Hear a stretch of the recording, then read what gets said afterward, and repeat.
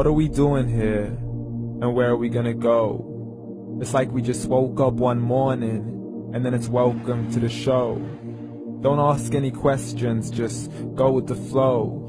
Make as much money as you can, and try your best not to get broke. Copy everything you see on the TV, from the hairstyles to the clothes, and don't think too often, just do exactly as you're told. And if you ever get confused, then just turn towards the alcohol. You'll still hear your thoughts, then just turn up the radio as you learn to live a lifestyle of drugs, sex, and rock and roll.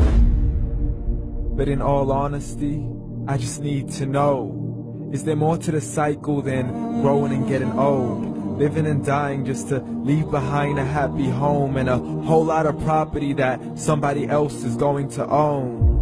I just really need to know before the casket's closed, 'cause I'm not willing to gamble with my soul, nor am I ready to take any chances. These are just simple life questions, and I'm just searching for some answers. Like, what are we doing here? And what is our purpose? How did we get here, and who made us so perfect? And what happens once we go, or is this world all really worth it?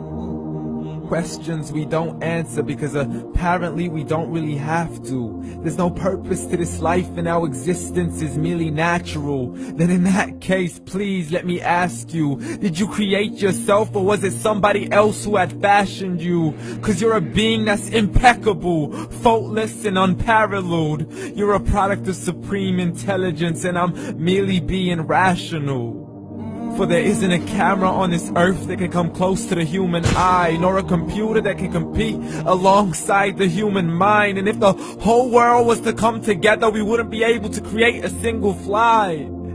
So many signs, yet we still deny. As science tries to justify that all this could come from none, when it's a simple sum. 0 plus 0 plus 0 cannot possibly ever give you 1. So from where did all this order come? But everything has its origins, a maker, a creator of its own. I mean, the only reason you're watching this video is because somebody had to press upload. So we can believe in the Big Bang, but I'd rather believe in He who caused it to explode. Allah, the creator of everything, along with every single soul. The ever-living, the master, the only one who is in control. Unlike his creation, beyond our imagination. And no, he's not a man, nor does he have any partners in association. He's on his own. And no, he did not ever leave us alone. Just like every manufacturer, he left us with an instruction manual. The Quran and Islam, and I'm sorry to jump to conclusions, but it's the only one possible. The only definition of God is the one and only supreme being. It's logical, a book with 0 contradictions, with miracles that are both scientific and historical, all revealed over 1400 years ago.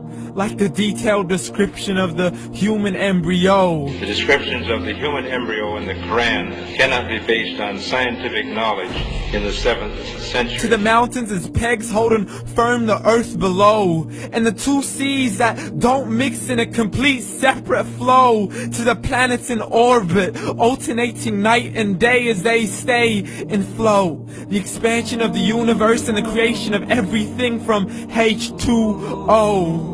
To the stories of the past and the preservation of Pharaoh. To identifying the lowest point in the land where Persia defeated Rome.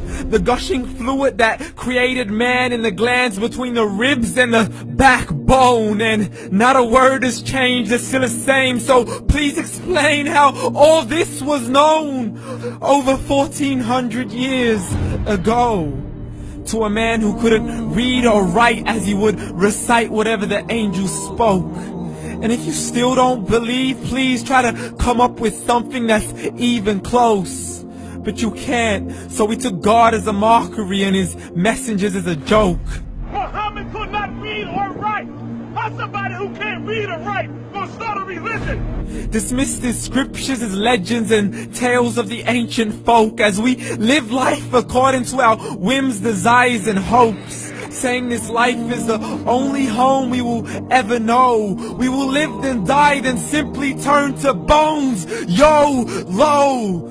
Correction, after the grass dies, the rain arrives and it regrows, and Allah promises to do the same thing to your very soul and bring you back from your very fingertips to your toes, as the all-seeing supreme being watches us so close, and we are surely being tested in our wealth, our health, and our self, and everything that we've been blessed with. So believe, for we will surely be resurrected and be brought back to our Lord and account for every single deed, as He hands us our books and orders us to read.